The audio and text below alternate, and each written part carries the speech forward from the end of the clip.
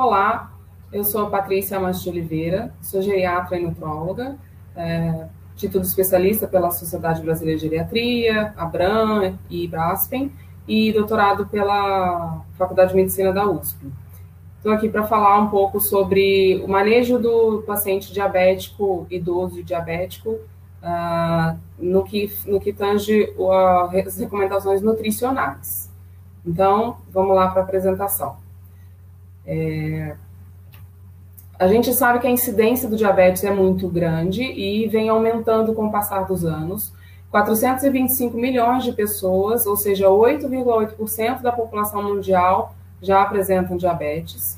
E a incidência aumenta cada vez mais com o envelhecimento. Sabemos que o envelhecimento está associado a doenças crônicas e o diabetes é uma delas.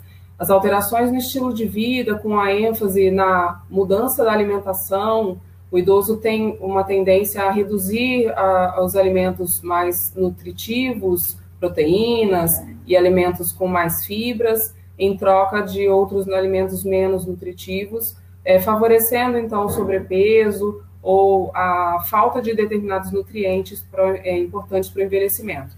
Além disso, a redução da atividade física, que é inerente ao próprio envelhecimento, e se a gente não tomar cuidado, não tomar conta, a gente tem esse sedentarismo muito presente no envelhecimento da população. Então, as duas mudanças, tanto a falta de atividade física quanto a mudança da alimentação, são as prováveis justificativas para essa maior incidência do diabetes. E por esses motivos, a frequência do diabetes vem aumentando também na população idosa. Então, aqui é só uma publicação do Journal Global of Health, que foi recente, mostrando que com o envelhecimento a gente tem uma maior incidência mesmo do diabetes. A faixa rosa é a faixa de mulheres e a azul de homens, mas mostrando que há uma crescente incidência com o passar dos anos. A partir dos 60, 70 anos, a prevalência é maior. Então, o diabetes, ele é uma das doenças prioritárias para intervenção pela Organização Mundial de Saúde, muito por causa da forte associação das incapacidades e da redução da qualidade de vida. O próprio envelhecimento já traz alterações fisiológicas da própria senescência que fazem com que a gente tenha maior tendência a incapacidades. Quando a gente associa o envelhecimento ao diabetes, tem alterações tanto microvasculares quanto macrovasculares que trazem complicações e fazem a redução da qualidade de vida. É uma doença que afeta a vida social e ocupacional tanto dos pacientes quanto dos seus familiares, pelas inúmeras comorbidades, complicações e as incapacidades associadas. Isso gera um aumento dos custos diretos e indiretos aos pacientes, mas também ao sistema de saúde e à sociedade.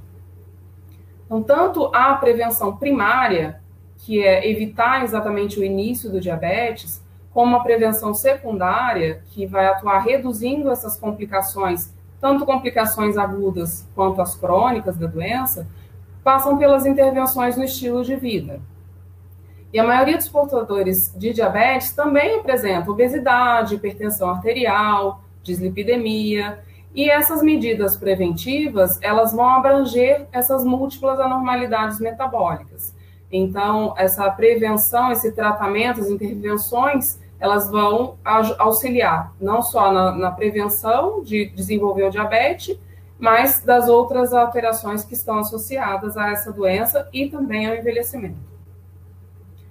Portanto, além de prevenir, o diabetes, a gente evita as doenças cardiovasculares, que são muito comuns no envelhecimento e, portanto, reduzindo a mortalidade. A terapia nutricional é fundamental para a prevenção, para o tratamento e para o gerenciamento do diabetes. Recentemente, a Organização Mundial de Saúde publicou sobre o diagnóstico e tratamento do diabetes, descrevendo como a medida inicial sendo a dieta saudável para atingir ou manter o peso corporal normal e atividade física regular sendo ambos, a dieta e a atividade física, a sustentação na gestão do diabetes. Pessoas com diabetes devem ser estimuladas a adotar uma dieta saudável, balanceada, que possa ser aplicável à população em geral. Não adianta eu tentar fazer uma dieta muito restrita, muito difícil de se manter, então a gente tem que pensar numa orientação que seja factível, que seja possível de que esse paciente siga e mantenha. O grande problema quando a gente fala em diabetes, mas também em tratamento de obesidade e sobrepeso que estão correlacionadas, é a manutenção dessa mudança do estilo de vida. O paciente faz por um período e depois ele não consegue manter. Então, essas orientações devem ser aplicáveis e fáceis de serem mantidas. Pacientes com sobrepeso devem ser orientados a reduzir o peso através da redução da ingestão calórica. Então, quando a gente fala em um paciente diabético, idoso e com sobrepeso ou obesidade, um dos focos do tratamento vai ser a redução do peso desse paciente. A gente sabe que existem também idosos diabéticos com desnutrição. Então, cada um vai ter uma individualidade, uma peculiaridade para a gente fazer essa orientação nutricional. A conduta nutricional deve ter foco como o indivíduo. Então, a gente deve considerar todas as fases da vida desse paciente, o diagnóstico nutricional e os hábitos alimentares e socioculturais. Então, considerando também o perfil metabólico e o uso de fármacos. Então, quando a gente observa o idoso, que é a fase da vida que a gente vai se ater aqui nessa apresentação, o diagnóstico nutricional, se esse paciente é um idoso diabético com sobrepeso ou desnutrido, e os hábitos que esse paciente tem, as preferências que ele tem, as alterações socioculturais desse paciente, um paciente de origem oriental ou com determinadas situações que a gente tenha que delimitar as orientações, de acordo com as necessidades e com as vontades desse paciente. Eu não posso indicar para um paciente se alimentar com um determinado alimento, que vai fornecer um nutriente importante, se ele não gosta daquele alimento ou se não faz parte do hábito de vida dele. E considerar também as medicações, os horários, o perfil metabólico desse paciente é importante para a gente ter um sucesso nessa orientação. Aqui, a Sociedade Brasileira de Diabetes, ela fez um consenso, né, um guideline sobre o tratamento do diabetes, e aí ela apresenta essa tabela como uma tabela de macro e micronutrientes. Eu vou me atentar aqui aos pontos de carboidratos, fibra, gordura total, proteína e sódio. Então, quando a gente fala sobre os macronutrientes, o primeiro que vem à cabeça no controle do diabetes é o carboidrato. A ingestão, na orientação do diabético, segue as mesmas recomendações da população geral. A gente deve ter uma alimentação que tenha cerca de 45% a 60% do valor energético total dessa alimentação. Então, 45% a 60% é composta de carboidratos. Quando eu tenho um sobrepeso, eu tendo a puxar mais para baixo essa quantidade de carboidratos, perto de 45%, 50%. Então, vai depender do perfil do paciente para que eu veja qual vai ser o ponto dessa variação onde eu vou focar essa orientação nutricional do paciente. O carboidrato, ele é o maior preditor do aumento da glicemia de uma refeição. Sendo assim, se é possível avaliar a qualidade e a quantidade desse carboidrato, eu posso ter um melhor controle da glicemia. Então, deve-se dar muita atenção à quantidade de carboidrato de uma refeição e à qualidade desse carboidrato, que vai dizer muito sobre a resposta glicêmica após essa refeição, pós-prandial. E aí, algumas ferramentas a gente usa para analisar isso. Então, o índice glicêmico é uma delas, e a contagem de carboidratos, que vão ser úteis na hora de auxiliar essas escolhas para o paciente compor a sua dieta. O índice glicêmico, ele representa a velocidade de entrada da glicose no organismo. Depois que o paciente ingere um determinado alimento, um determinado carboidrato, e aí a gente faz algumas comparações desse alimento com o alimento padrão, que pode ser o pão branco ou a própria glicose. Então, o tempo que esse alimento demora para entregar, para entrar essa glicose no sangue, é comparado a esse alimento padrão e vai dar esse índice glicêmico do alimento. Os alimentos de baixo índice glicêmico, eles controlam melhor a liberação insulínica, exatamente porque demora um pouco mais para liberar ou libera uma quantidade menor de glicose na corrente sanguínea, então vai controlar melhor essa liberação da insulina. Além disso, eles aumentam a saciedade, porque na maioria das vezes eles têm baixo índice glicêmico, porque eles são carboidratos complexos e também podem conter fibras, e isso faz com que seja um pouco mais demorada a digestão, então demora mais para o paciente voltar a ter fome, então isso aumenta a saciedade. Então contribui para a menor ingestão calórica e possível controle do diabetes, bem como o sobrepeso e a obesidade. A contagem de carboidratos é simplesmente quanto de carboidrato tem naquele volume, naquele alimento e naquela porção de alimento. Essa informação está disponível em tabelas, né, tabelas funcionais para nutricionistas e para a população em geral, que a gente olha lá o determinado alimento, cenoura, pão branco, às vezes até alguns alimentos de marca, mas também nos rótulos. Então, é importante a gente ensinar o paciente a olhar o rótulo antes de comprar ou quando ele vai fazer o alimento, quando ele vai preparar, quando ele vai consumir, para ver quanto de carboidrato ali. E aquilo ali é a contagem. Então, isso facilita as escolhas do seu paciente e a programação da dieta.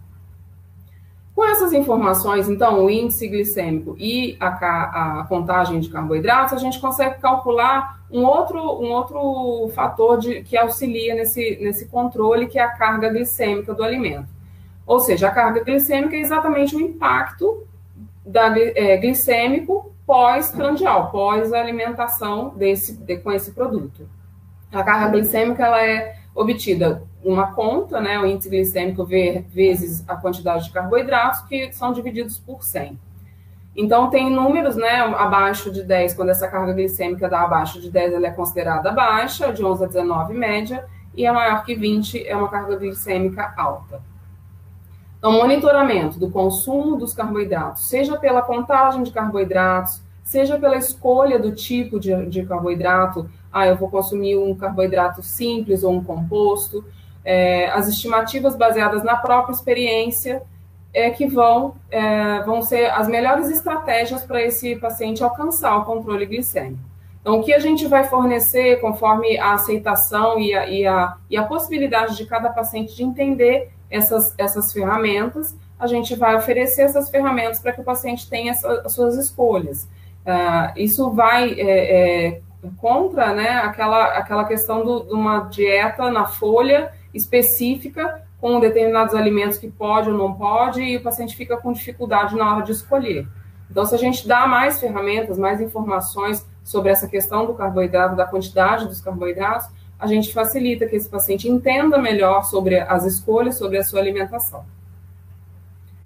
Então, o controle no consumo de carboidratos, ele visa atingir melhores controles glicêmicos e quando a gente pensa em controle glicêmico, a gente pensa no exame.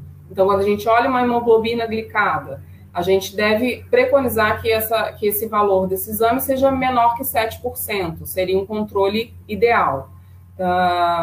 E esse controle tem trabalhos mostrando que ele reduz as complicações microvasculares do diabetes, que são especificamente o que a gente quer prevenir, que a gente quer tratar.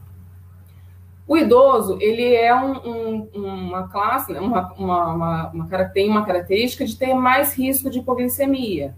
Então, a meta pode ser individualizada nesses pacientes que fazem com mais frequência a hipoglicemia, com valores menores que 8% dessa hemoglobina glicada.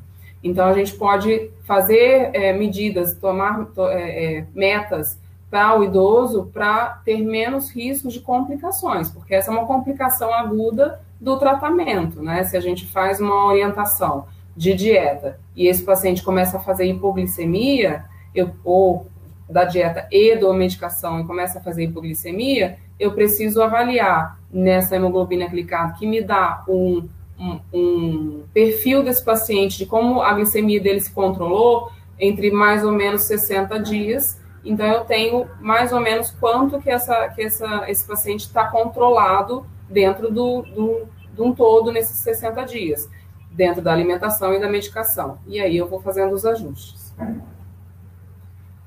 O uso de adoçantes pode ser uma alternativa, né, aos adoçantes nutritivos. Então, eu vou adoçar um café ou um suco, ao invés de eu usar o açúcar, ou mel, ou outras formas de açúcares que realmente vão aumentar a glicemia, eu usar os adoçantes artificiais. Só que eles devem ser usados com moderação.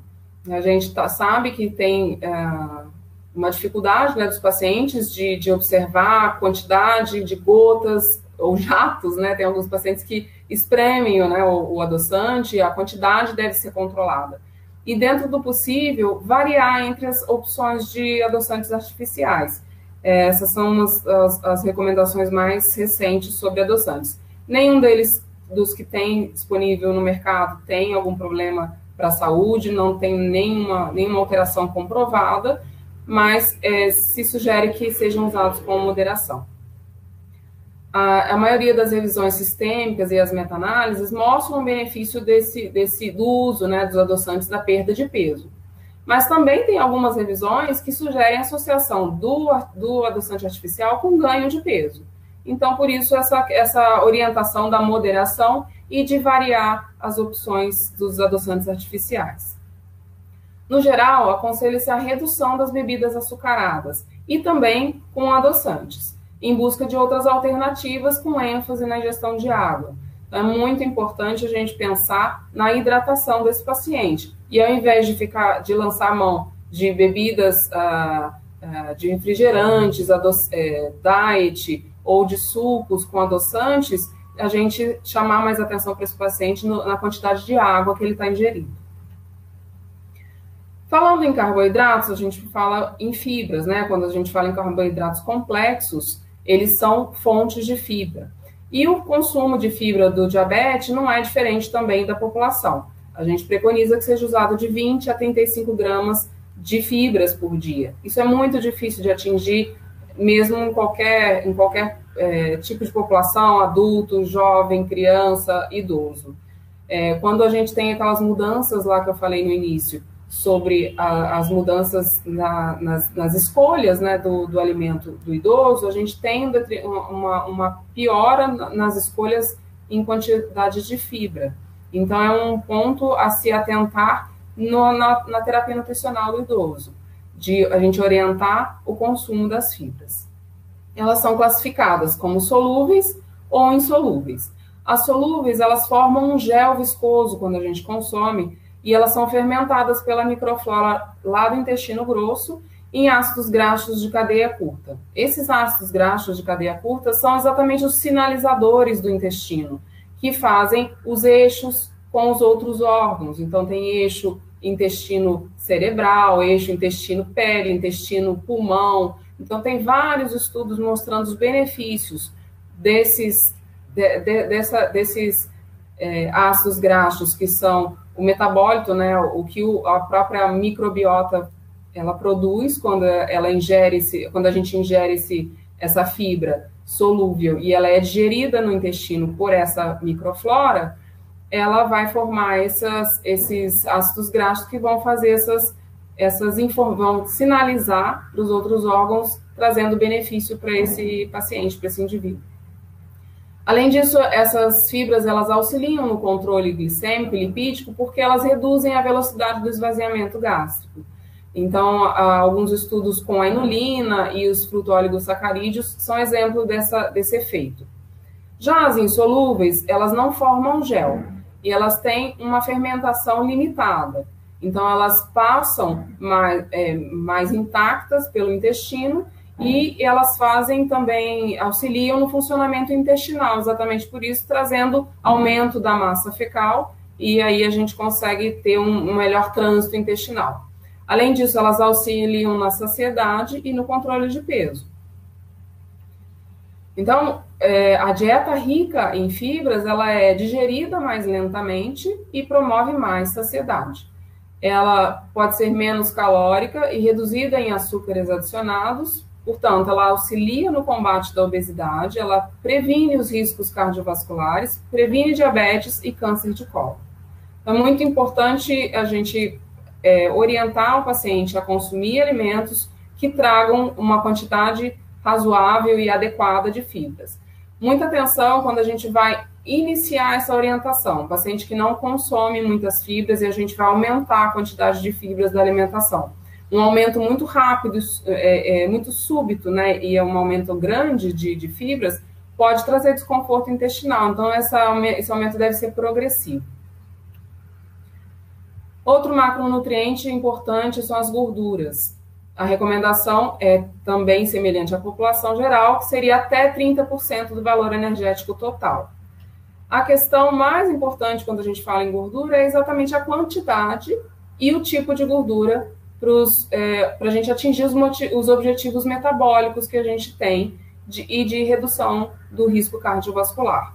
Então, quando eu quero um paciente com diabetes e sobrepeso ou obesidade, eu preciso reduzir essa quantidade a quantidade de gordura, para que essa dieta não seja hipercalórica e eu consiga, pelo contrário, que ela seja hipocalórica e que eu controle melhor o peso desse paciente.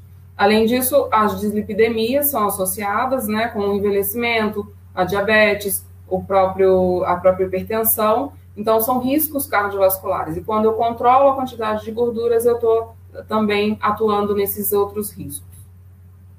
Então, a ingestão de gordura saturada, que nos trabalhos mostram que é a pior para a gente considerar essa redução do risco cardiovascular, a gente deve reduzir a quantidade de gordura saturada em menos de 7% do total das calorias. E também reduzir ou principalmente evitar a ingestão de gorduras trans. E aí a gente encontra as informações nos rótulos ou nas tabelas para dizer que tipo de gordura esse alimento tem, para poder também eu fazer as escolhas ideais. Essas gorduras trans, quando a gente faz uma redução da ingestão delas, a gente reduz o LDL colesterol em até 16%, segundo os trabalhos, e aumenta o HDL colesterol, além de contribuir para a redução do peso. Então, dentre as gorduras, a gente tem as gorduras saturadas e as trans que a gente deve reduzir ou até evitar na alimentação, mas também tem as gorduras boas. Então, a quantidade e o tipo de gordura é que a gente deve se atentar. Aumentar o consumo de gorduras poliinsaturadas e monoinsaturadas é benéfico. Então, tem trabalhos mostrando que uma dieta, por exemplo, mediterrânea, que tem maior quantidade desses tipos de gorduras poli e monoinsaturadas, ela tem um risco menor, um risco cardiovascular menor.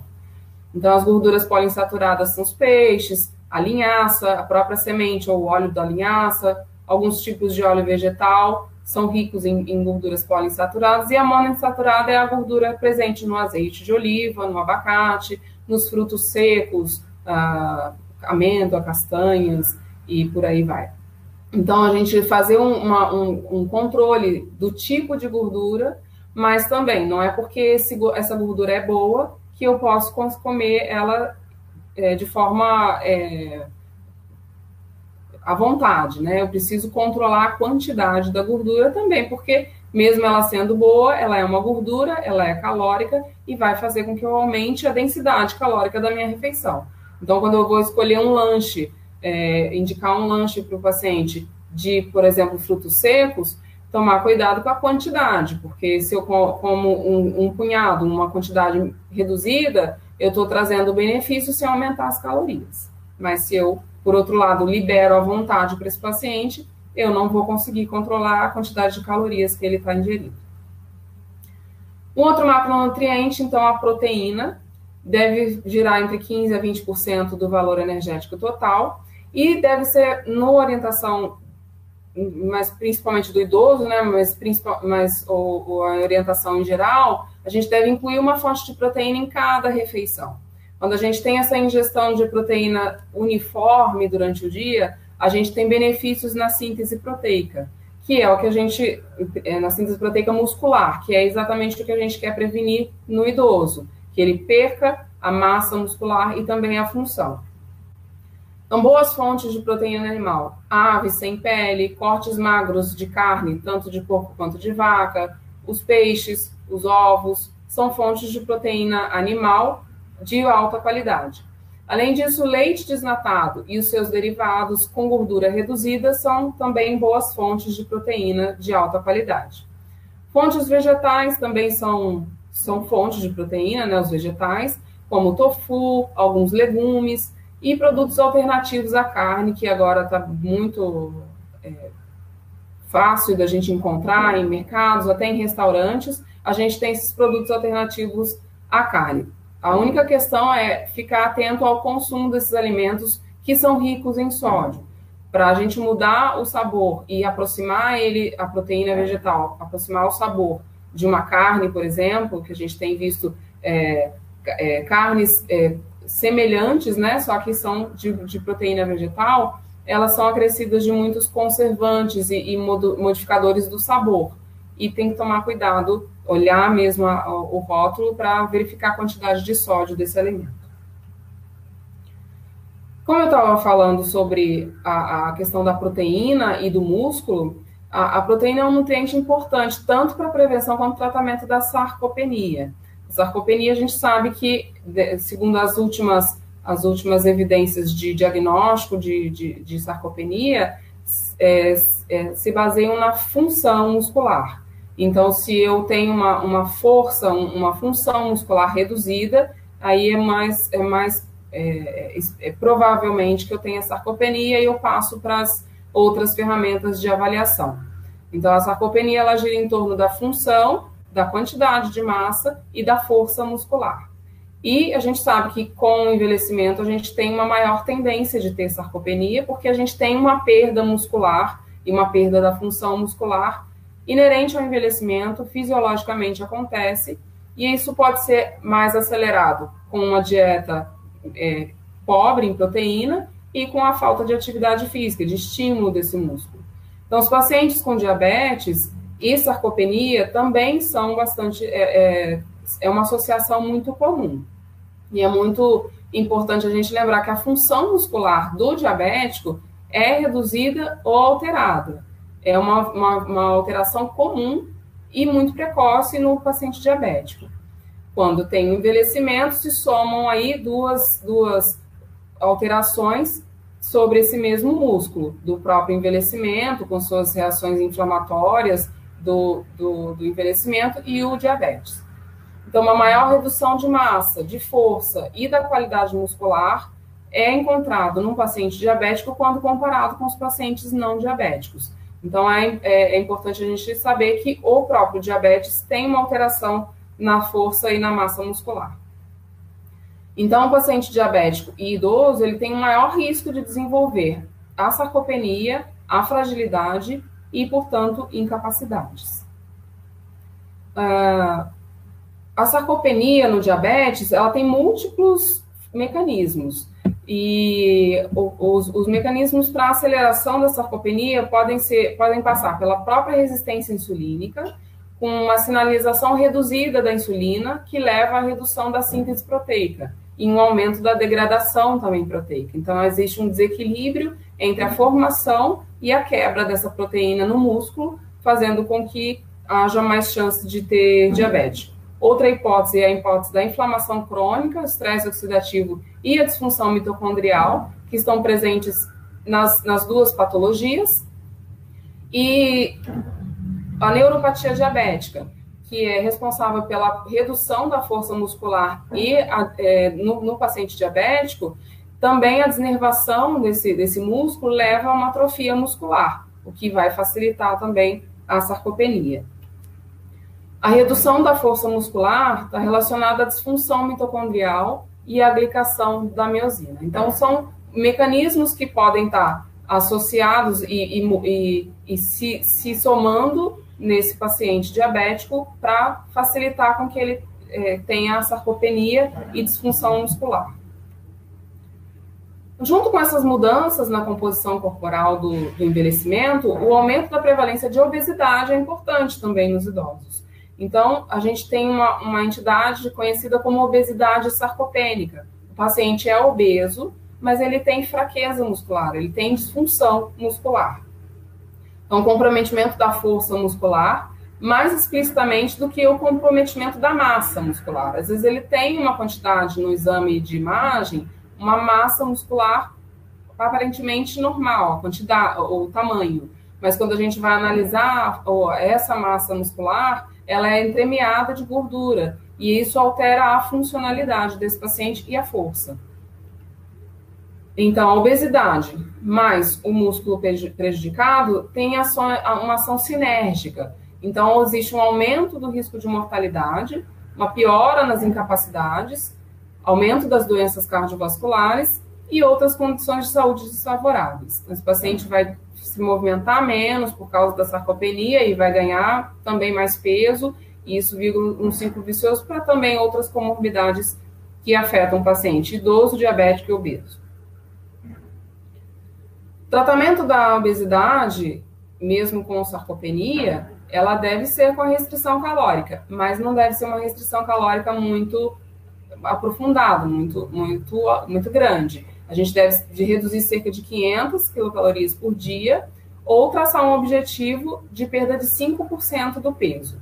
Essas ações mais brandas têm se mostrado eficazes em reduzir o peso sem a perda da massa magra, que é o que a gente precisa poupar quando o paciente tem a obesidade sarcopênica.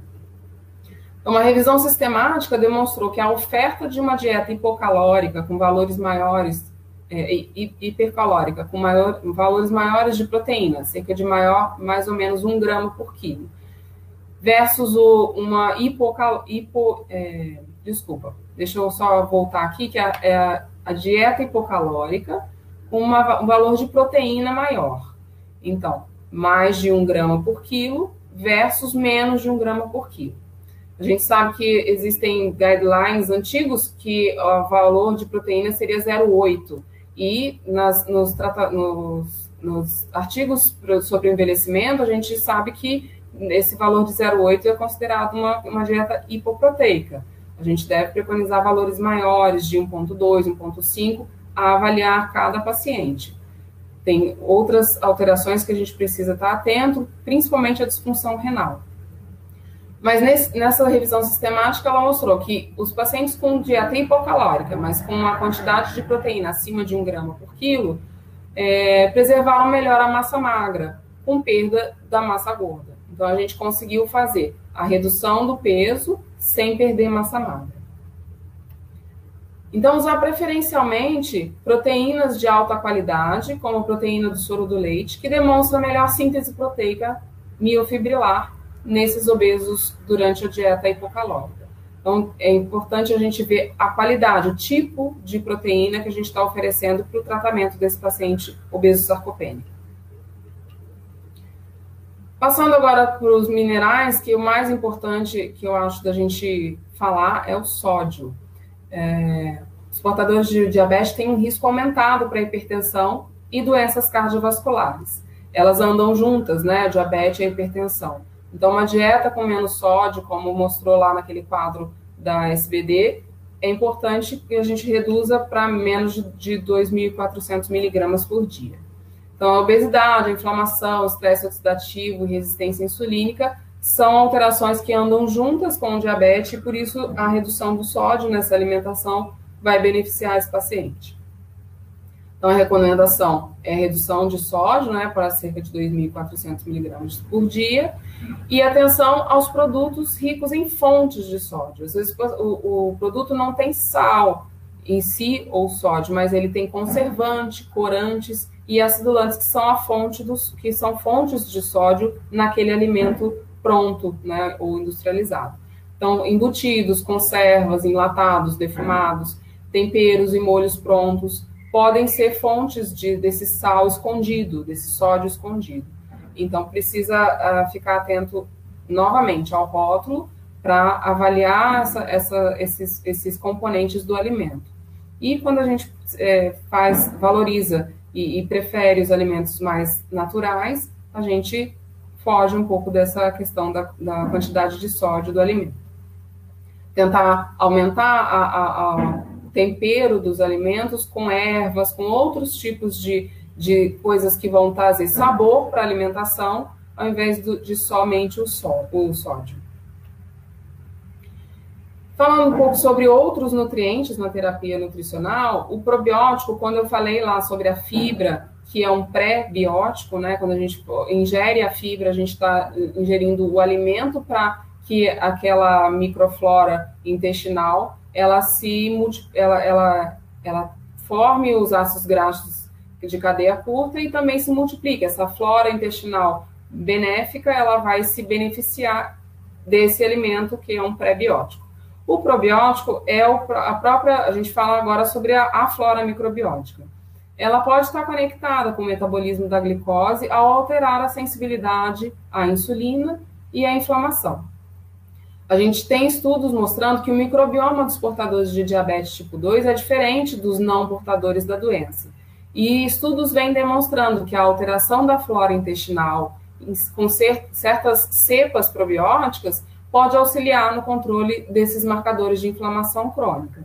E vem sendo feitos muitos estudos para tentar ver qual tipo de probiótico que pode ser benéfico nesse sentido de controle da glicemia. Então, existe uma revisão sistemática com 12 estudos de suplementação de diabéticos tipo 2 com probióticos e demonstrou uma moderada melhora nos parâmetros glicêmicos e lipídicos, especialmente com as cepas de Lactobacillus e Bifidobacterium. Então, são sinais, né, de que a gente está indo nesse caminho para controlar melhor a flora, equilibrar melhor essa flora intestinal do diabético, que se mostra diferente do paciente não diabético, para a gente corrigir esse desequilíbrio e também facilitar o controle glicêmico. Mas mais estudos de longa duração, com o tipo de cepa específica que deve ser usado, a quantidade dessa cepa que devemos usar, para a gente saber como atuar usando o probiótico em favor do tratamento do diabetes. O outro ponto é a vitamina D. Deficiência de vitamina D, ela contribui para o desenvolvimento de osteoporose e sarcopenia em idosos. Então, a gente está sempre acompanhando essa quantidade de vitamina D nessa população de risco para osteoporose e para outras doenças osteomusculares. Então, a deficiência da vitamina D, ela tem um aumento no risco de fraturas e quedas, aumento da morbidade e mortalidade. E há evidências que os portadores de diabetes, assim como se observou em outras doenças, eles apresentam déficit de vitamina D. Então, o diabético, o paciente portador de câncer, o obeso, eles têm uma deficiência de vitamina D. Isso é resultado de estudos observacionais. Em nenhum estudo a gente conseguiu, oferecendo a suplementação de vitamina D, controlar ou prevenir o diabetes. Então, uma observação que a gente faz, de que o paciente diabético ele tem uma redução de vitamina D, e quando a gente tem redução de vitamina D com o envelhecimento, a gente tem riscos de outras doenças. Então, é importante a gente avaliar para suplementar e orientar esse paciente no tratamento. A deficiência de vitamina D associada ao diabetes é um fator de risco independente para a neuropatia diabética, que o tratamento dessa deficiência parece melhorar os sintomas, e a associação também de déficit de vitamina D e diabetes aumenta a mortalidade em idosos com doença cardiovascular, isso demonstrado em alguns estudos mais recentes. A gente tem que lembrar que a gente está falando em deficiência e não em insuficiência. Então, na dosagem da 25-hidroxivitamina D, quando a gente tem valores menores de 20, aí sim a gente tem deficiência, e aí a gente deve estar indicado o tratamento. Então, as considerações finais, a gente deve promover e manter um padrão alimentar saudável, enfatizando os alimentos nutritivos em porções adequadas e, como eu falei lá no início, o tipo de alimento adequado, para atingir os objetivos de saúde, que são alcançar e manter o peso ideal, atingir as metas individualizadas de glicemia, pressão arterial e lipídios, e retardar ou prevenir as complicações de diabetes que são tão importantes na qualidade de vida desse idoso. Observar as necessidades individuais, baseado então na cultura e nas preferências pessoais, o acesso a alimentos saudáveis, a vontade e a disponibilidade de mudanças comportamentais. O idoso ele tem uma dificuldade para que a gente imponha essas mudanças num comportamento que já vem há anos de uma forma. Então, a gente precisa ter muito tato e conhecer esse paciente, saber das necessidades e das possibilidades dele e da intenção dele em querer mudar. Então, a gente precisa ter muito relação com esse paciente médico, nutricionista, para que a gente tenha uma cooperação da parte dele e um entendimento sobre a importância das mudanças que a gente está tentando instituir com a orientação nutricional. E é importante a gente, no idoso, manter o prazer da alimentação. Então, fornecer mensagens sem julgar as escolhas alimentares, mas mantendo o prazer e fazendo as correções quando é possível para ajustar, né, a quantidade calórica e ajustar os carboidratos, que são os principais vilões na glicemia. E fornecer as ferramentas práticas, como eu falei, uma tabela só com o tipo de alimento possível de ingerir e evitar é muito vago, né, muito difícil para o paciente. Por outro lado, o índice glicêmico, a contagem de carboidratos, a carga glicêmica pode ser também difícil para outros pacientes que não têm um nível sociocultural tão maior para entender esse tipo de avaliação. Então, tem que ser prático para aquele paciente para desenvolver um padrão alimentar saudável.